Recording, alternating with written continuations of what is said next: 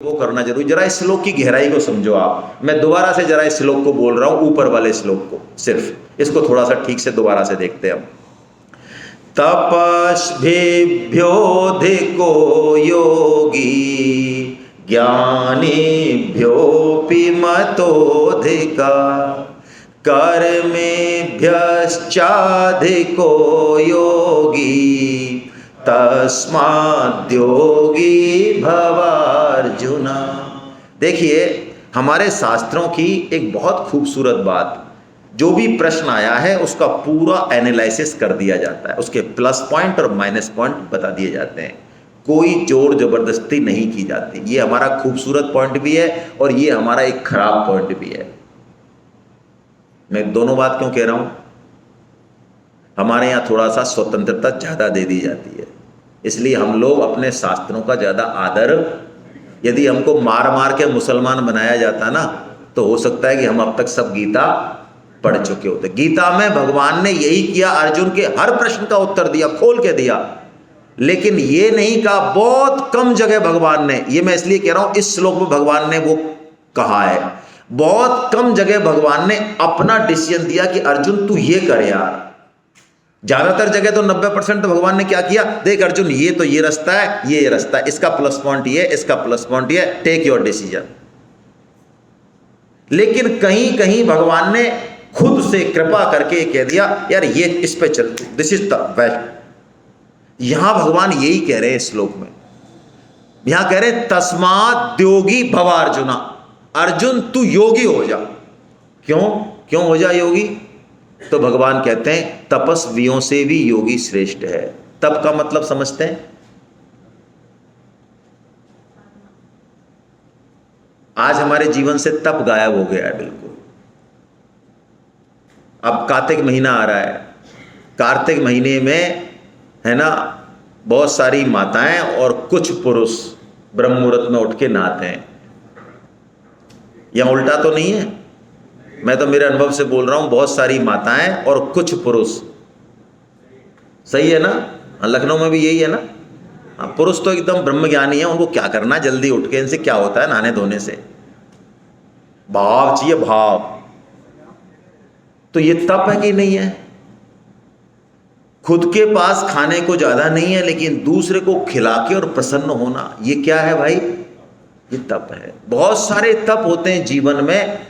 तो जितने भी बड़े से बड़े तपस्वी हैं, जितनी सी बड़ी बड़ी तपस्या जो हम करते भी नहीं है, यदि हम करें तो भी, भगवान कहते हैं उन सब तपस्वियों से कौन श्रेष्ठ है? ज्ञानिभ्यो। वेद याद है, शास्त्र याद है, गीता याद है, सारे श्लोक याद हैं, व्याख्यान दे सकते हैं, बहुत बड़े ज्ञानी हैं साहब। लेकिन भगवान कहते हैं उस ज्ञानी से भी कौन श्रेष्ठ है? ओहो, कर्मी कौन है? जो संसार में जितने भी अच्छे से अच्छे शुभ कर्म है, परोपकार, जितने भी आपने अब तक सुने हैं शुभ कर्म, चाहे मेडिकल के क्षेत्र में, चाहे एजुकेशन के क्षेत्र में, जिस भी क्षेत्र में जिसमें हम लगे रहते हैं, भगवान कह रहे हैं उन सब परोपकार करने वालों से, जितने भी बड़े से बड़े परोपकार वर्ल्ड में होते आए, अब तक सुनते आए हम, उन सब से भी योगी। क्या बात है? क्यों भाई, ऐसी क्या बात है योगी में? योगी तो कोई विशेष कुछ करता भी नहीं है। योगी तो हो सकता है उसको प्याऊ पे पानी पिलाने का काम मिला, वो वही कर रहा है, बस वो झाड़ू लगाने का ही काम कर रहा है, वो पत्तल उठाने का ही काम कर रहा है। योगी तो जो उसको काम असाइंड है वो काम कर रहा है बस। फिर भी उसको श्रेष्ठ बताया इन तीनों से, तो क्यों? बताइए आप, बोलिए भाई, थोड़ा सा बोलिए। हाँ, निष्काम भाव से, मैडम ने बिल्कुल ठीक बताया। ये काम खराब नहीं है तीनों, ये पढ़ना लिखना वेदों का, शास्त्रों का, गीता को, ये अच्छे अच्छे परोपकार करना और ये तप करना, ये खराब बिल्कुल नहीं, ये करने ही चाहिए, करने ही चाहिए। भगवान कहेंगे आगे करने ही चाहिए। लेकिन इन सब में प्राय हमारा क्या भाव रहता है? सकाम भाव रहता है। कुछ न कुछ हमको, और नहीं तो हम इतना तो आशा करते ही हैं यार, लोग हमको देखो बढ़िया आदमी तो समझें, कम से कम कितने अच्छे आदमी हैं हम। बोलो, ये बात मन में रहती है नहीं रहती है? यदि हम माला भी करते हैं और कोई आ जाए तब हम माला बढ़िया जोर जोर से करते हैं या अकेले में करते हैं? सही सही बताओ। हैं? अरे मैं करौली में था 2004 में, एक सुनाई दूंगा चुटकुला आपको बीच में। 2004 में मैं करौली में था, वीडियो था, तो मुझे कलेक्टर साहब ने वाहन इंचार्ज बनाया। तो एक ड्राइवर और एक लेक्चर, उन दोनों में लड़ाई हो गई। वो ड्राइवर ने कहा मेरे को हटा दो इसके यहाँ से, मैं नहीं करता इसके यहाँ नौकरी। तो उसको ड्यूटी उसको बनाया था पोलिंग ऑफिसर। मैंने कहा क्या दिक्कत है भाई? उसने कहा साहब मेरे को भी नहीं चाहिए ये ड्राइवर। तो मैंने की प्रॉब्लम क्या है? तो ड्राइवर ने बताया, मैंने उससे अकेले में पूछा। उन्होंने कहा साहब ये लेक्चर साहब का घर मेन रोड से गली में अंदर है। तो मैं क्या दिक्कत है? उस गली के बीच में फिर कीचड़ है। तो ये क्या करते हैं, ये कहते हैं कि कीचड़ में होके ला, लेकिन गाड़ी को मेरे घर के बिल्कुल आगे खड़ा कर, जिससे सब लोग देखें कि लेक्चर साहब को लेकिन गाड़ी आई है। अब मेरे जीवन में कभी गाड़ी देखी नहीं यार। और मैं इससे कहता हूं कि तू मेन रोड पर है, आजा, क्या दिक्कत आ रही है तेरे? तो जिसने रात और दिन गाड़ी में घुमा हो वो व्यक्ति मेन रोड पे भी आराम से, लेकिन जिसने जिंदगी में गाड़ी नहीं देखी मान लो, वो चाहेगा कि क्या गाड़ी मेरे घर पे आए। तो शुभ कर्म करने में प्राय हमारा भाव रहता है कि लोग जरा इस बारे में हमें थोड़ा सा, ये भाव हमको डुबो देता है। और योगी में ये भाव होता ही नहीं, वो जो भी काम करता है निष्काम भाव से करता है। इसलिए योगी को भगवान ने सर्वश्रेष्ठ बताया। लेकिन योगियों में भी अब भगवान बताएंगे सर्वश्रेष्ठ योगी, यानी भक्ति योगी। और भक्ति योगी कौन होता है? बड़ा प्यारी बात है। हम भक्त कैसे बने ये भगवान बता रहे हैं। भक्ति यदि हम करें तो भक्ति कैसे होगी, भक्ति योगी कैसे बना जाएगा, ये भगवान एक श्लोक में बता रहे हैं मात्र। आइए इस श्लोक को लेते हैं, क्योंकि ये भगवान का हृदय है। हृदय, भगवान अब हृदय की बात बता रहे हैं, जो कि प्राय आसानी से बताई नहीं जाती, लेकिन भगवान बता रहे हैं अर्जुन के प्रेम में। आइए श्लोक पढ़ते हैं। मय्यासक्त मना पार्थ योगम युञ्जन मदाश्रयः असंशयं समग्रं मां यथा ज्ञास्यसि तच्छृणु। देखिए भक्ति में सबसे पहली चीज भगवान ने बोली, तेरा मन मुझ में आसक्त होना चाहिए। संसार में, शरीर में, परिवार में, धन में, पद में यदि आसक्ति है तो डुबोने वाली है। लेकिन वही आसक्ति यदि भगवान में हो गई तो उससे बढ़िया कोई दूसरी चीज नहीं है। भक्ति किससे होगी? भक्ति मन से होगी। ये जो हम राम राम राम राम राम राम, ये कृष्ण हरे कृष्ण माला जपते हैं ना, ये इसलिए जपते हैं कि आज नहीं तो कल, कल नहीं तो 6 महीने में हमको नाम लेने में रस आने लग जाए। अभी तो रस नहीं आता है। मैं लोगों को माला के लिए कहता हूं तो एक बार मैंने कहा भाई 4 माला तो करो कम से कम। तो एक व्यक्ति, बड़ा आनंद आएगा आपको, तो एक आया, युवा आया मेरे पास कि साहब मैं सही बात बता दूं क्या? मैं बता दे यार, कोई दिक्कत नहीं है, कि आपकी बात जची नहीं हमारे। मैं क्यों? आपने कहा ना आनंद आएगा। मैं महीने भर से माला कर रहा हूं लेकिन मेरे को आज तक आनंद। तो मैंने कहा यार तू सच्ची बता, बिल्कुल ही नहीं आया क्या तेरे को आनंद? कि हाँ एक बार आता है, जब माला कंप्लीट हो जाती है, जब एकदम से आनंद आता है कि आज का कलेश तो कटा।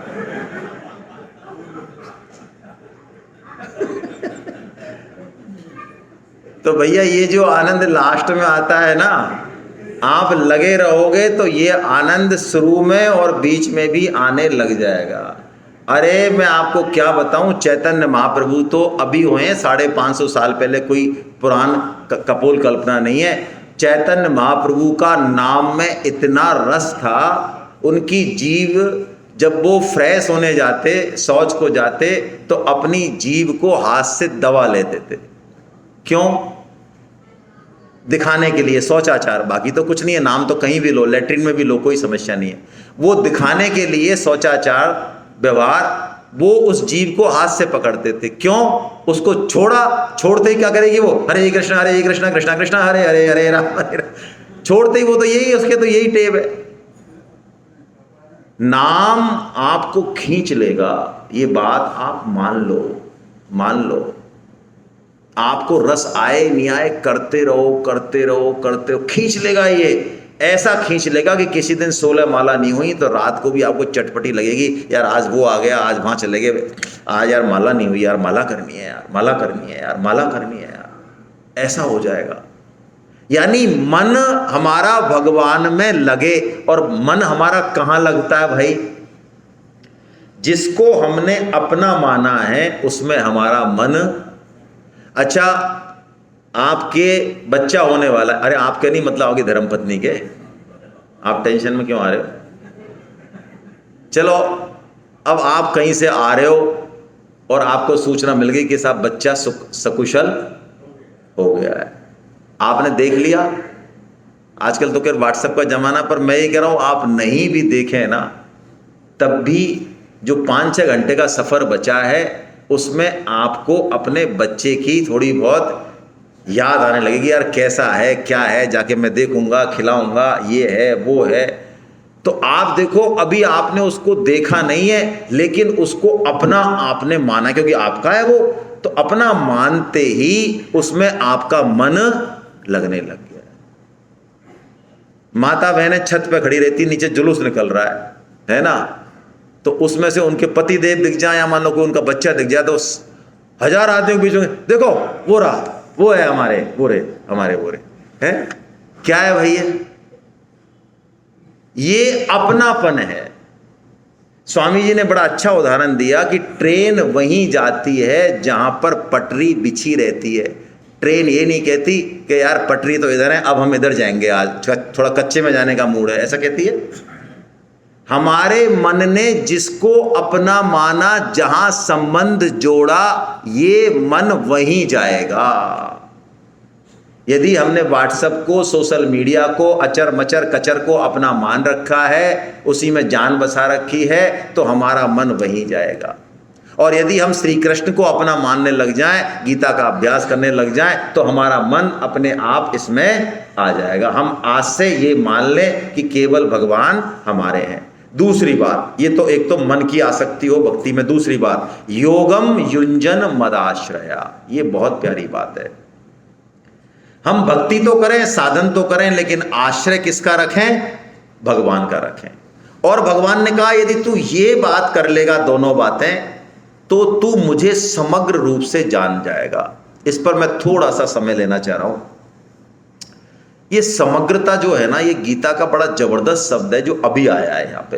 पहले भी आया खैर 4थे अध्याय में, लेकिन यहाँ पे ठीक समग्र का मतलब क्या है? प्राय अध्यात्म में चलने वाले, गुरु को मानने वाले, किसी संप्रदाय को बहुत अच्छे से फॉलो करने वाले लोग भी समग्रता में जीते नहीं है। गीता हमको समग्र की ओर ले जा रही है। क्या मतलब है इसका? मैं समझाता हूं। भगवान जैसे हैं उनके कई रूप हैं, वही एक तत्व सगुण है, निर्गुण है, वही साकार है, निराकार है, वही ब्रह्मा है, शिव है, 50 तरह की चीजों में वो बटा हुआ है। हम लोग प्राय क्या करते हैं, किसी न किसी एक चीज के प्रति आसक्त होके और उस पर अपना मताग्रह बना लेते हैं। इस मताग्रह से, इस क्षुद्र दृष्टि से क्या होता है, वो समग्र तत्व जो परमात्मा का है उसकी हमको अनुभूति नहीं होती। इसलिए यदि समग्र की अनुभूति करनी है तो अपने आप को कहीं भी जकड़ो मत, परमात्मा को कोई विशेष रूप मत बनाओ, जैसे हैं वो हमको बता देंगे। एक संत हैं बड़े समर्थ, रामदास जी, उन्होंने इस पर एक बड़ा अच्छा भजन गाया है, मैं आपके सामने गा रहा हूं कि हम किसी एक चीज में उलझे ना, है ना, समग्रता की तरफ दृष्टि रखें। आप मेरे पीछे पीछे चाहें तो बोलें, मैं थोड़ा सा एक भजन ले रहा हूं बीच में। कोई हाल मस्त, कोई चाल मस्त, कोई खा के रोटी दाल मस्त, कोई हाल मस्त, कोई चाल मस्त, कोई खा के रोटी दाल मस्त, कोई गान मस्त, कोई ध्यान मस्त, कोई ज्ञान मस्त, कोई असली में, कोई खोटे में, कोई असली में, कोई गुफा मस्त, कोई सुफा मस्त, कोई गुफा मस्त, कोई सुफा, कोई तुम्बे में कोई लोटे में, कोई तुम्बे में कोई मैं, एक खुद मस्ती बिनु और मस्त, एक खुद मस्ती बिनु और मस्त, सब रहे अविद्या टोटे में, सब रहे अविद्या टोटे में, कोई हाल मस्त कोई चाल मस्त, कोई खाके रोटी दाल मस्त। मैंने कमंडल ले रखा है, मैं सन्यास को ही सबसे ऊंचा मानता हूँ। मैं गुफाओं में बैठ के ध्यान कर रहा हूं, मैं ध्यान को ही मानता हूं। मैं स्थित प्रज्ञ हूं। मैं ये साधन हो सकते हैं, इस पर हम जाएं, लेकिन यही समग्र ऐसा नहीं माने। अब मैं पढ़ रहा हूं, बस आप सुने।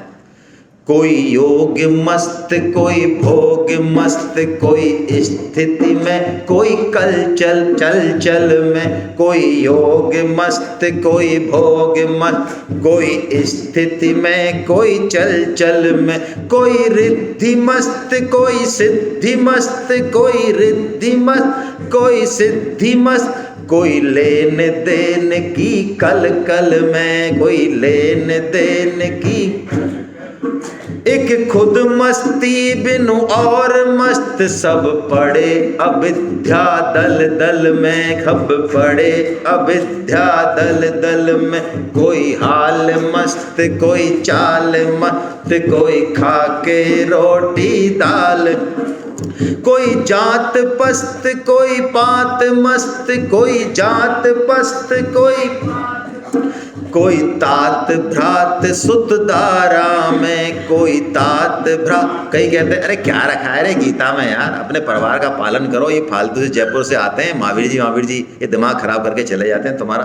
आराम से भैया दुकान करो और अपने परिवार का पालन करो। कोई तात मात भ्रात सुत, कोई जात मस्त कोई पात मस्त, कोई तात भ्रात सुत दारा में, कोई कर्म मस्त कोई धर्म मस्त, कोई मस्जिद ठाकुर द्वारा में, कोई कर्म मस्त कोई धर्म मस्त, कोई मस्जिद ठाकुर द्वारा में, एक खुद मस्ती बिनु और मस्त, सब पड़े अविद्या धारा में, सब पड़े अविद्या धारा में, कोई हाल मस्त कोई चाल मस्त, कोई खाके रोटी दाल मस्त। क्या मतलब है? बहुत गहरा मतलब है। भगवान ने इतने सारे योग बताए गीता में, हम चुन लें कोई एक, लेकिन किसी दूसरे का खंडन मंडन ना करें। गीता समग्रता की बात करती है। गीता कहती है आप जिस देवी देवता को मानते हो वही संपूर्ण है, कोई समस्या नहीं है। हमारे यहाँ पंचायतन पूजा का प्रावधान है। लोग कहते हैं किसको माने भाई साहब, आज आपने आके कृष्ण को बता दिया, हम तो शिव के उपासक हैं, कोई कह रहा था। तो भाई क्या टेंशन आ रही है आपको? भगवान शिव में और कृष्ण में तो आपस में कोई खटपट है नहीं, आप क्यों परेशान हो रहे हो? हमारे यहाँ पंचायतन पूजा है। पंचायतन पूजा मतलब देखिए, ये विष्णु, ये शिव, ये शक्ति, ये सूर्य, ये गणेश, ठीक है। अब आपके कौन है इष्ट? के सामने मेरे विष्णु है। तो देखिए ये क्या हो गया, ये विष्णु हो गए भगवान और चार हो गए देवता। आप कहे साहब शिव हैं, तो शिव कौन हो गए? भगवान। और ये चार कौन हो गए? आप कहे साहब मैं तो गणेश जी का उपासक हूं, ठीक है, तो गणपत हैं आप, ठीक है, तो गणेश जी हो गए आपके भगवान और चार हो गए आपके। क्यों? क्योंकि इन पांचों के पीछे हथेली एक ही है, तत्व एक ही है, भगवान एक ही है। ये है हमारी पंचायतन पूजा, ये समग्र की पूजा है। और ऐसी समग्र की पूजा करने वाले को भगवान कहते हैं चार तरह के भक्त होते हैं मेरे जो भक्त हैं वो चार तरह के हैं। कौन कौन से? अर्थार्थी, जिज्ञासु, आर्त और ज्ञानी। अर्थार्थी जो भगवान से कुछ चाहता है, हाँ पैसा चाहता है, घर परिवार की समृद्धि चाहता है, और किससे मांगेंगे भाई? घर में कोई संकट आ गया, बच्चों पे कोई संकट आ गया, हम खुद के लिए नहीं मांगते लेकिन बच्चों के लिए मांगना पड़ता है, भगवान से मांगो। किसी देवी देवता की शरण में जाने की जरूरत, किसी साईं बाबा की शरण में जाने की जरूरत नहीं है, अपने भगवान से मांगो। ये अर्थार्थी। आर्थ, संकट पड़ गया, कोई ऐसा संकट आ गया कि दिमाग खराब है, कोई कुछ नहीं सूझ रहा, भगवान से पुकार करो। जैसे उत्तरा, अश्वत्थामा ने ब्रह्मास्त्र छोड़ा, पांडव खड़े थे, सब खड़े थे, लेकिन कृष्ण से पुकार करी। हाँ, द्रौपदी भी बिल्कुल ठीक है। जिज्ञासु, मन में कोई शंका है, कहीं जाने की जरूरत नहीं है, जैसा महावीर जी ने भी कहा, कलयुग में भटकने की जरूरत नहीं है, नहीं है, नहीं है।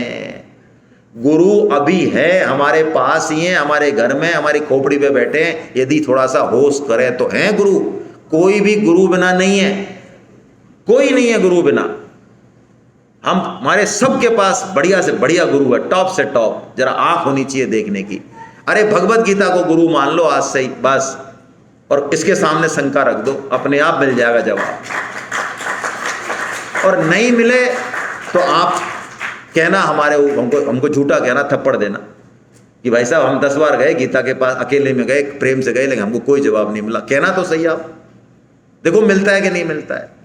ये जिज्ञासु हैं, अर्जुन है जैसे, भगवान से पूछेगा, भगवान से लड़ेगा, आपकी बात मेरे को समझ में नहीं आ रही है, मैं नहीं मानता हूं, लड़ेगा भी, लेकिन भगवान को छोड़ के कहीं जाएगा।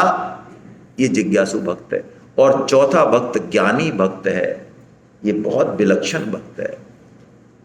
ये 3 अलग हैं और ये चौथा अलग है सबसे, क्योंकि भगवान ने कहा ये ज्ञानी तो मेरी आत्मा है, आत्मा है। अरे ये ज्ञानी के तो मैं पीछे पीछे घूमता हूं, है हम तो आपके पीछे घूमते कि तुम घूमते होंगे, मैं खुद ज्ञानी के पीछे पीछे घूमता। क्यों घूमते हो इसके पीछे पीछे? कि ज्ञानी कुछ कह दे, कभी कुछ कह दे और मैं इसके काम आ जाऊं, है। हाँ, जो भक्त होते हैं भगवान उनके पीछे पीछे घूमते हैं, क्योंकि भक्त यदि कोई कामना कर दे ना कभी, तो भगवान दौड़ के पूरी करते हैं। ऐसा क्यों? क्योंकि भक्त कभी कुछ चाहते ही, बल्कि वो तो भगवान का काम करते हैं, भगवान उनके ऋणी रहते हैं। यदि हम निष्काम भाव से गीता का प्रचार करें और बदले में अपने आप को ऐसा नहीं माने कि यार देखो इस पट्टे को मैंने तो जोड़ा गीता से और आज इसके जीवन में कितना आनंद है, लेकिन पट्टा मेरे को नमस्कार नहीं करता है यार, ये मेरे एहसान भूल गया। यदि ऐसा भाव नहीं है, बल्कि ये है कि देखो इसको तो जुड़ना ही था भगवान में, ये तो भगवान ने मेरे से जुड़वा दिया, मेरे ऊपर हाथ रख दिया, मेरे को क्रेडिट दे दिया फोकट में, बताओ। ऐसा भाव यदि है, भगवान का काम यदि हम करते हैं, तो भगवान ऐसे ही पीछे पीछे घूमते हैं। ये ज्ञानी है, ज्ञानी भक्त भगवान से पूछता है प्रभु आप हमारी छोड़ो, हमारी तो आप ध्यान रख रहे हो, जैसा कर रहे हो बढ़िया ही कर रहे हो, आप तो ये बताओ आपकी क्या इच्छा है, आप बोलो क्या करें आपके लिए, बोलो जमूरे बन जाएं आपके लिए, आपको तो बोलो डांस करें आपके लिए, कुलामंडी खाएं, बोलो क्या करें आपके लिए। आप जानते हैं जमूरे क्या और जादूगर का संबंध जानते हैं? जमूरा क्या करता है? जादूगर कुछ भी कहता है, अरे भाई हंस सरकार, अरे भाई लेट जा हंस सरकार, अरे भाई ऐसा कर हंस सरकार। तो भैया यदि भगवान के हृदय में बसना है तो हमको भगवान का क्या बन जाना चाहिए? देखो जमूरे तो हम अभी भी बने हुए हैं, अब मैं ज़्यादा तो नहीं कहूँगा, नहीं मेरी पिटाई कर सकते हो आप।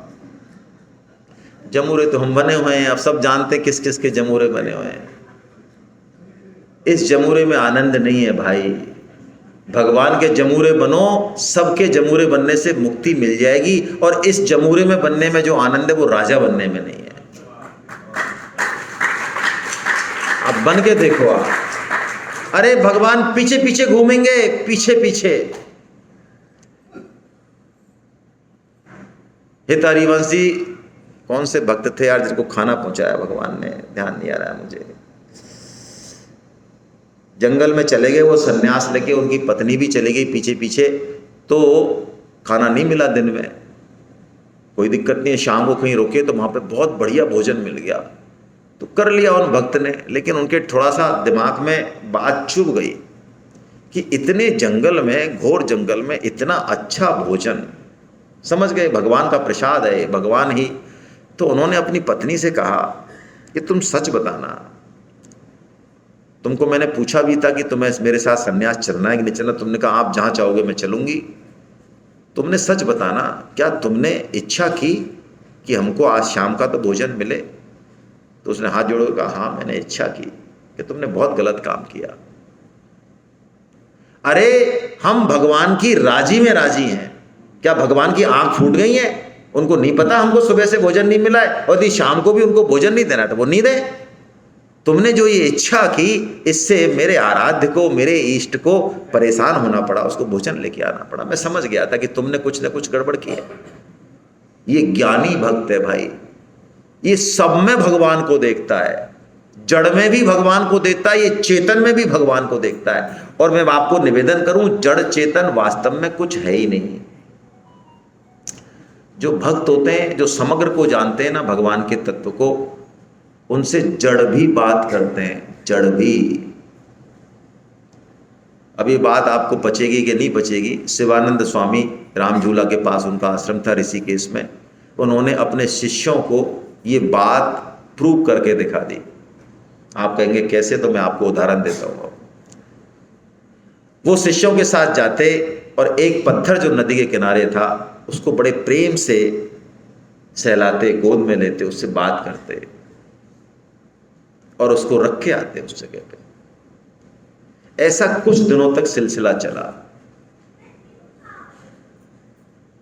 फिर वो गए नहीं और शिष्यों को भेजा और उन्होंने कहा कि अब तुम बात करना उस पत्थर से। उन शिष्यों ने कहा कि जड़ बोल नहीं सकता, लेकिन गुरुदेव हमें ऐसा लग रहा है इसकी भाषा से, इसकी सिसकियों से, कि ये पत्थर रोम रोम से आपका इंतजार कर रहा है कि कब वो प्रेम की भाषा बोलने वाले आएंगे और मेरे को जो है मेरे से बात करेंगे। चैतन्य महाप्रभु जब वृंदावन चले नीलाचल से, तो झारखंड जो कि गहन जंगल है, झारखंड या झारखंड, वहां के क्रूर से क्रूर पशु, सारे शेर, चीते, भालू, उन सब ने चैतन्य महाप्रभु के साथ हरे कृष्णा महामंत्र में कीर्तन किया, नाचे हैं धूमधाम से। सारे पेड़, सारा जड़, सारा झूमा है, चेतन हो गया है, चेतन जड़ हो गए। प्रेम की धारा बहुत विलक्षण है और ये बात आप महसूस भी करते होंगे। हम यदि किसी को बदलना चाहते हैं तो प्रेम से बड़ा हथियार कोई दूसरा नहीं है। ये ज्ञानी भक्त है जो सबको, भगवान ने ऐसा कह के, और अब अर्जुन ने एक प्रश्न पूछ लिया बीच में